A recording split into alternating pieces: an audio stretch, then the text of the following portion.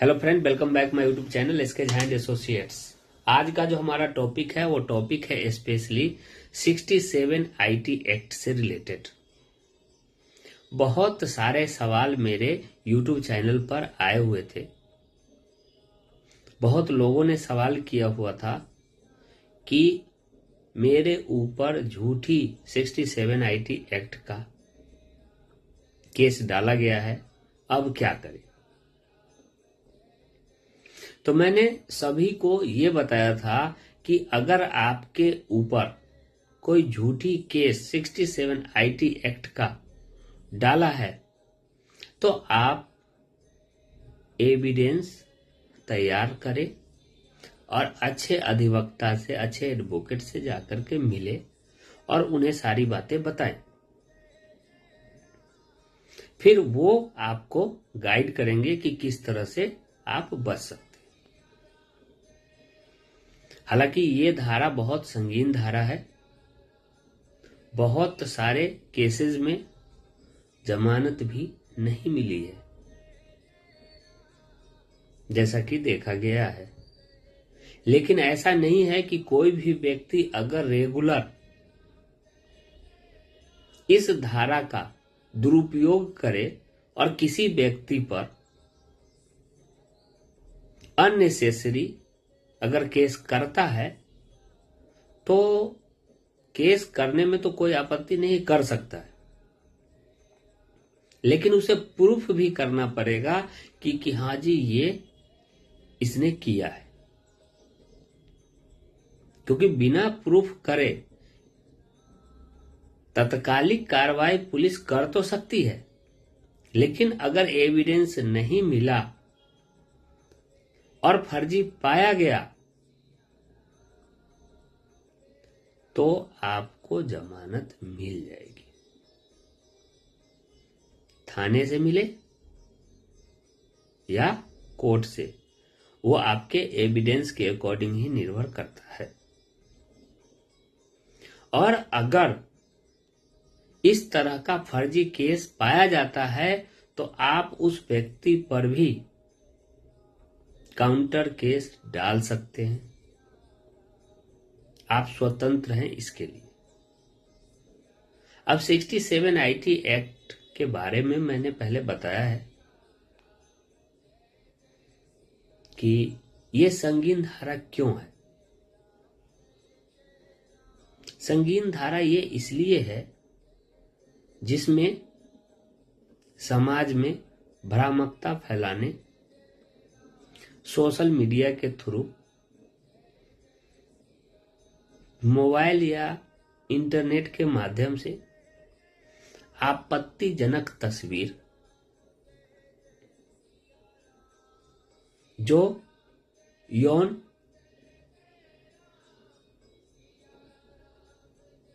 से संबंधित हो, उस तरह की जो घटनाएं होती है, नगण्य तस्वीर वगैरह अगर किसी को शेयर किया जाता है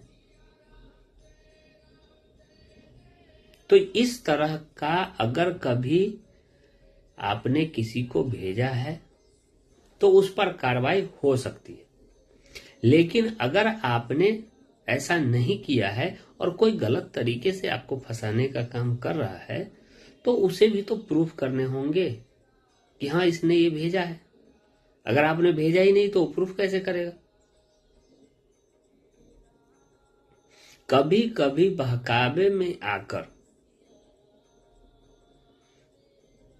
अगर आपने ऐसा किया है या किसी व्यक्ति ने किया है तब तो उसे फंसाया जा सकता है।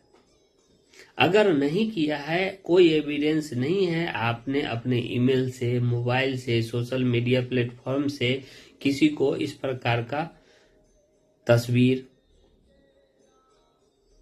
या आपत्तिजनक कोई भी वैसा कार्य नहीं किया है तो आपके ऊपर कार्रवाई नहीं होगी। आपको जमानत जिस थाने में केस किया जाएगा वहां से भी मिल सकता है। ये बहुत बड़ी रियल फैक्ट है। क्योंकि केस करने के लिए किसी भी व्यक्ति को रोका नहीं जा सकता है, लेकिन वहां पर धैर्य रखते हुए आपको सही तरीके से इसका एविडेंस इकट्ठा करना होगा। और आपको अगर खुद से हो जाए तो बेटर है, अदरवाइज कोई वैसे एडवोकेट जो अच्छे प्रैक्टिस करते हों उनसे मिले, उनसे आइडिया लें और वो जैसे बताते हैं वैसे आप कर सकते हैं। इसमें कोई भी संशय मात्र नहीं है। अब रही बात सोशल मीडिया पे, जैसे इंस्टाग्राम हुआ, फेसबुक हुआ, बहुत से ऐसे लोग हैं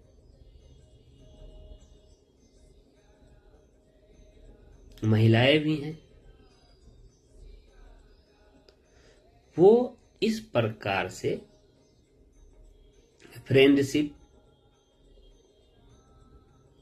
या अदर किसी भी प्रकार से आपको एग्रेसिव करके आपसे तस्वीर मांग लिया, कुछ वैसा आपत्तिजनक तस्वीर, फिर उसके माध्यम से आपको ब्लैकमेल किया, आपको धमकी दिया, आपके साथ ठगी किया। क्योंकि पीछे कई केसेज ऐसा देखा गया था जिस केस में एजेड लोग, पढ़े लिखे लोग भी इस स्कीम में फंसे हुए थे। तो उस बहकावे से बचें। अगर कोई वैसा व्यक्ति हो जिसको आप जानते न हो, या कोई वैसी महिला हो जिसको कि आप जानते न हो, उनसे ज्यादा शेयरिंग और इस तरह का आपत्तिजनक तस्वीर वगैरह सोशल मीडिया के माध्यम से शेयर न करें, जिससे कि आपको भी कोई ब्लैकमेल न कर पाए। ये सदैव ध्यान रखने वाली बात है,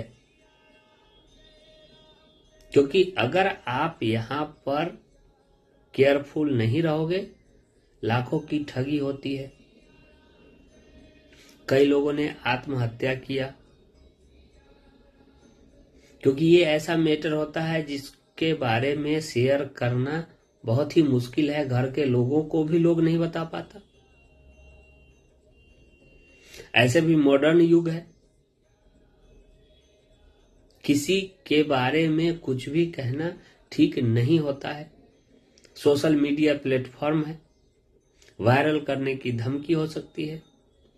तो इस तरह से आपको खुद को संभालना होगा, केयरफुल रहना होगा, किसी अनजान व्यक्ति से बच करके रहना पड़ेगा।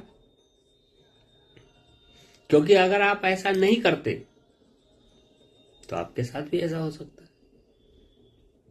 बाकी मैंने जो बताया है कि अगर कोई व्यक्ति फर्जी केस करता है तो आप उससे बच सकते हैं।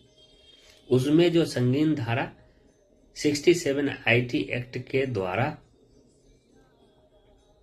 जो सजा है या उस पर फाइन किया गया है वो कंटिन्यू नहीं होगा बिना एविडेंस के।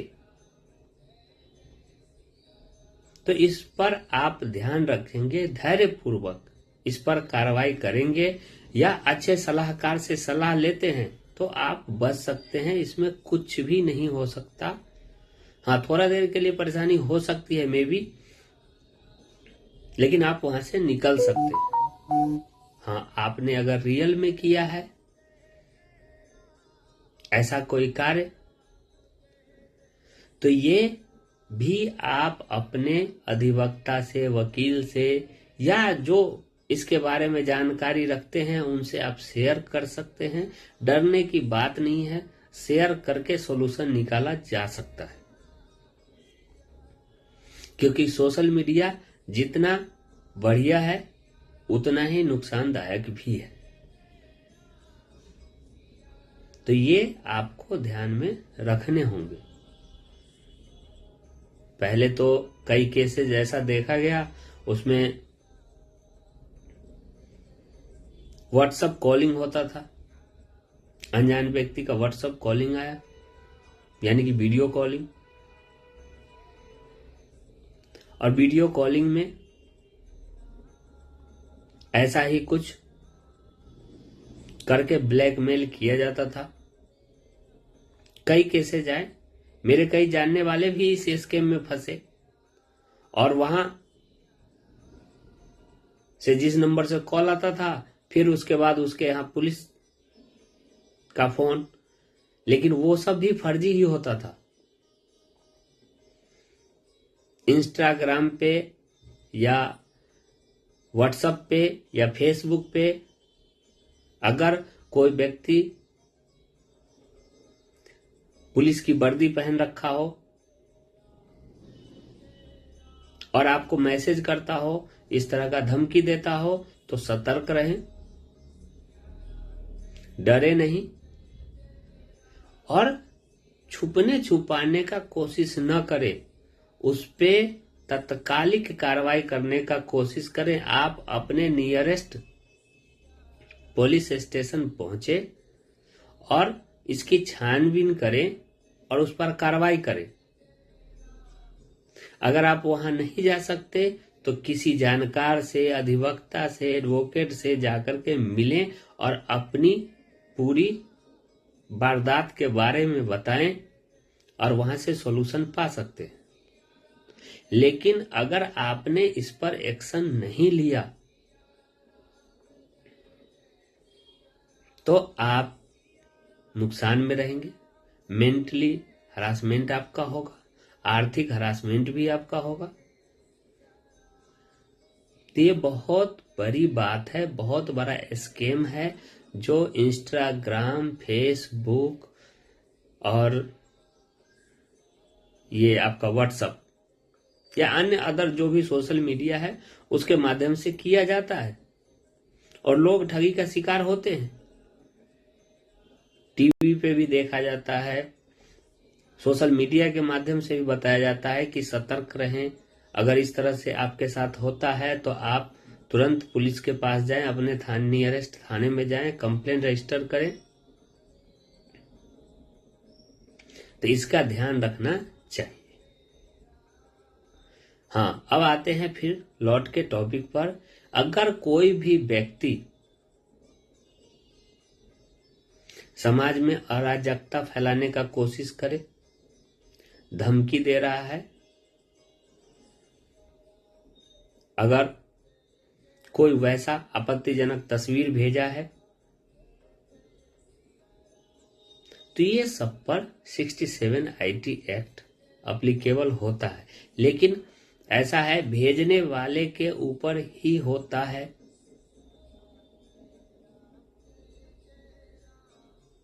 और अगर ये किसी ने भेजा नहीं है और उसके ऊपर अगर कार्रवाई करता है तो फर्जी कार्रवाई हुआ। उसे आप थाने से या कोर्ट से निरस्त करा सकते हैं। आप वहां से बरी हो जाएंगे, आपके ऊपर कोई एलिगेशन नहीं होगा। लेकिन ध्यान रखने वाली बात मैं फिर से बता रहा हूं, अगर आपने किसी अनजान व्यक्ति के पास अगर कोई इस तरह का हरकत किया तो आपको ब्लैकमेल होना तय है। इसीलिए इस चीज को ध्यान में आप रखें। और रही बात कि अगर कोई व्यक्ति आपके ऊपर इस तरह से ब्लैकमेल करने का कोशिश करें तो आप तुरंत कार्रवाई उसके लिए करें नियरेस्ट थाने में जाकर। और मोटा मोटी तरीका यह है, 67 IT एक्ट हो या किसी भी प्रकार का कोई भी एक्ट की कोई भी धाराएं आपके ऊपर लगाई गई हो और जो फर्जी तरीके से है वो जेन्युइन नहीं है, तो आपके ऊपर कोई भी कार्रवाई नहीं हो सकता जब तक कि वो प्रूफ नहीं देता। थोड़ा देर के लिए मान लिया कि आपके प्रूफ को थाने में नहीं माना जाएगा, तो ऐसा नहीं है कि केस वहीं पर होता है क्लियर। आपके लिए कोर्ट है, आप कोर्ट में जाएं, वहां जाकर के वकील अरेंज करें और वकील से ये सारी बातें बताएं और वकील साहब आपको उसके बारे में बताएंगे और किस तरह से सॉल्यूशन होगा वो वहां से बता करके आपके केस को रफा दफा करेंगे, अगर वो फर्जी तरीके से है तो। अगर फर्जी तरीके से नहीं है तब भी ब्लैकमेल न हो, सलाहकार से सलाह लें जो कि तत्कालिक पूर्ण विराम लग सके, क्योंकि आप सलाह नहीं लोगे तो आप फंसोगे ही। क्योंकि 67 IT एक्ट बहुत ही संगीन धारा है। 5 लाख रुपए तक की जुर्माना और सजा तो है ही, या दोनों अप्लीकेबल हो जाएगा। तो सोशल मीडिया प्लेटफॉर्म पे आप इस चीज को ध्यान में रखते हुए ही फ्रेंडशिप करें और इस तरह का कोई भी आपत्तिजनक तस्वीर या टिप्पणी से बचें। अनजान व्यक्तियों से कम अपना पर्सनल ओपिनियन शेयर करें, अदरवाइज आप भी इसके शिकार हो सकते हैं। और अगर कोई इस तरह से आपको ब्लैकमेल करता है तो आपको तुरंत इस पर कार्रवाई करने की जरूरत है। अगर आप नहीं अपने घर में परिवार में कह सकते हैं तो आप अपने फ्रेंड में जो अच्छा जानकार हो उसमें शेयर करें और वहां से सॉल्यूशन पाए। नहीं तो सबसे टॉप तरीका है आपके पास, आप अच्छे वकील के पास जाएं, उनसे शेयर करें, वो आपको आइडिया देंगे और वो बताएंगे कि किस तरह से इससे बचा जा सकता है। क्योंकि जब तक आप शेयर नहीं करोगे आपको आइडिया नहीं होगा और आप ब्लैकमेल का शिकार होगे।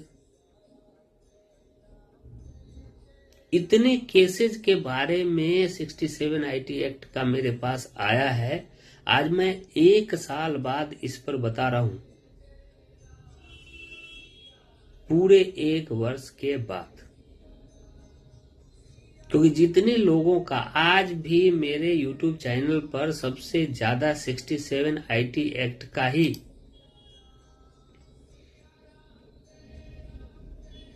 देखते हैं लोग कि उसमें मैंने जो बताया है उसको, और सवाल आज भी आता है, 2 दिन पहले भी मेरे पास आया हुआ था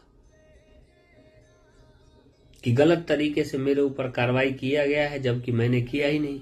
कई लोगों का तो ये आया कि हमारा फोन, मेरे नाम से फोन है लेकिन मैं उसको यूज नहीं करता, भाभी ने मेरा लिया उसको सेंड कर दिया, तो भाई ने मेरा लिया तो उसने सेंड कर दिया, मुझे फंसा दिया। तो ये इस तरीके का जो भी है, तो एक तो आप सतर्क रहें कि फोन किसी को ऐसे यूज करने के लिए ना दें जो उस तरह का आदमी हो, और खुद भी सतर्क रहें कि अनजान व्यक्ति से कभी भी इस तरह का शेयरिंग ना करें जिससे कि आप भी इसके चक्कर में पड़े। और लास्ट में आपको बता देते हैं कि सलाह जरूर एडवोकेट से लें जो आपको बचाने का काम करेंगे। और आप मेरे चैनल पर नए हैं तो चैनल को लाइक और सब्सक्राइब कर ले, जिससे आप कंटिन्यू इसके बारे में जानकारी पा सकते हैं। Okay, thank you.